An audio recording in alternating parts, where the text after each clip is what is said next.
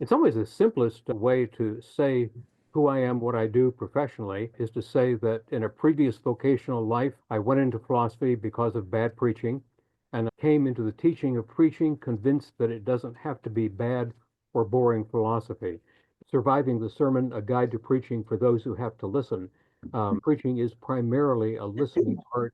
I have a certain degree of deacon envy because, based on a study I had access to some time ago, it seems to me that not only are deacons allowed to preach, but that the role of deacon is fundamental to understanding what preaching is about.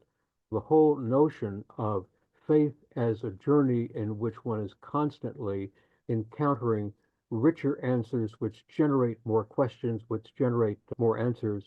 The quest for truth itself is every bit as important as being able to nab little bits of it as you go along. Preachers need each other as colleagues, can learn from, support from, grow with each other, forming communities of preachers who gather as a community of practice. The evolving of a preaching voice, like the evolving of a sermon, is itself a spiritual journey, whether taken by the individual preacher, whether taken by a group of preachers in a class or in an ongoing commitment.